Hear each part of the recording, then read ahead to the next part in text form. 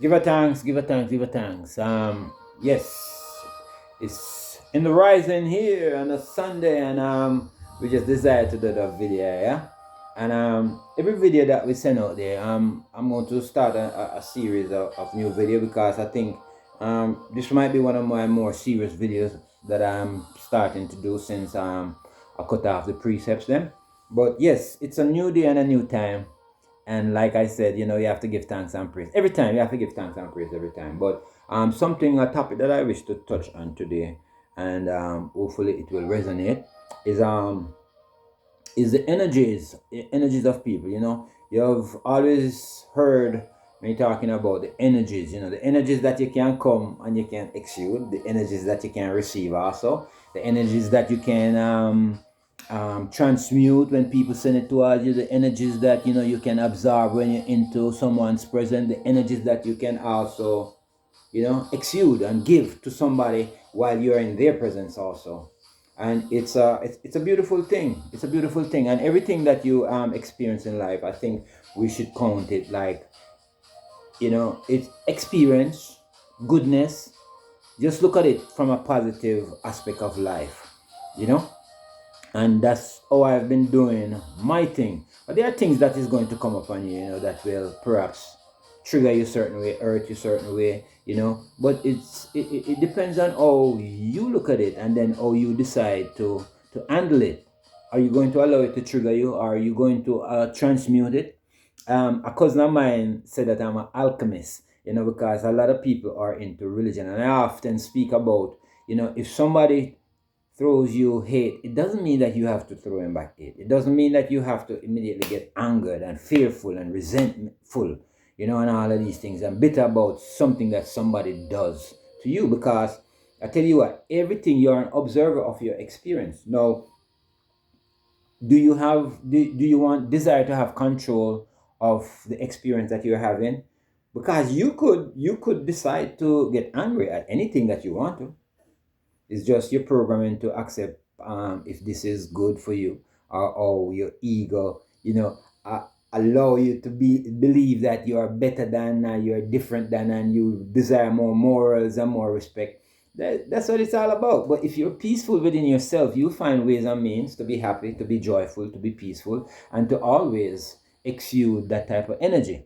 You see what I'm saying? And then there are people who are going to come into your presence that it's not going to be peaceful. A lot of people are not peaceful. You find people that are complaining every time, dissatisfied about circumstances, always, see a problem with somebody. It's for them. It's for them to see life a different way. Because if you're like that, you're always going to be critical. You're always going to be judgmental of things and people. And it is people that we have to deal with, the energy of people. But at the same time, you want to have the best experience in your avatar, in your body, while you're here. So what do you do to have your best experience? So there's a lot of emotional things that you could absorb as energy that will keep you on your lower frequency. Now, there are also things that you could do to make you more joyful. Things that you could do for yourself to project that kind of happiness out there.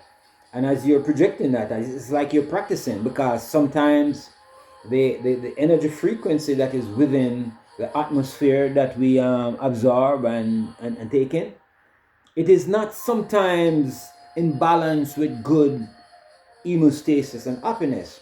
For example, if you are somebody that listens to social media or news, whatever you do, read books, then you're constantly listening or indulging in information that is negative, like the news. A gunman was killed over there in Kingston today, and two police were shot also, and they were taken to the hospital, and that kind of news. And if you notice, if you feed yourself on that news, you will be wanting that news. You will find yourself in that fearful spot. Oh, I wonder what's going on. No, be joyful within yourself and know that you can create your reality, because that's exactly what we are doing, creating our own reality.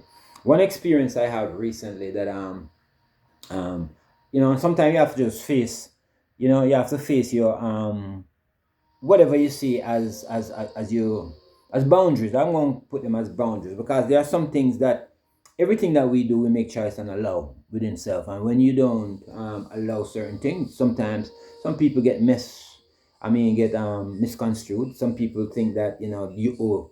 We don't owe nobody nothing more than good deed, especially physical. We don't owe nobody not owe nobody nothing physical, no money, nothing. So don't get disappointed if somebody don't give you money, if somebody don't put you up. Just be thankful for where you're at and the things that you have in life, because that's, yeah, sometimes we make choices to work together, and sometimes we separate and you think we can do it by ourselves. One example that I'm facing is a good friend of mine, or so-called good friend of mine, whatever it is. But if you're a friend, you're supposed to look out for me.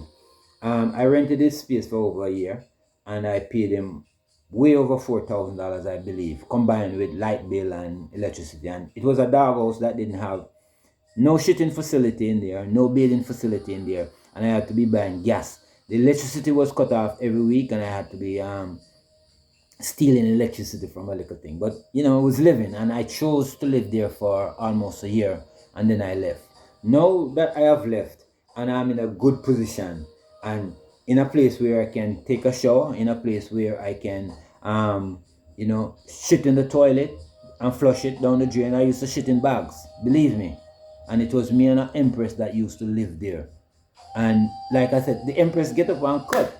Well, we separated, put it that way. We never say get up and cut, but it was something that we decided on, and then to live a better life. Now here is it, that I am in a better space. A very good lady friend of mine invited me up, and I'm now in Atlanta, and I'm doing so good. And I'm so respectful and thankful of the energies that this lady has granted me. You see, shave off the look a bit, get me presentable. You see, all of these things that I'm wearing now, nice and new, she bought them for me.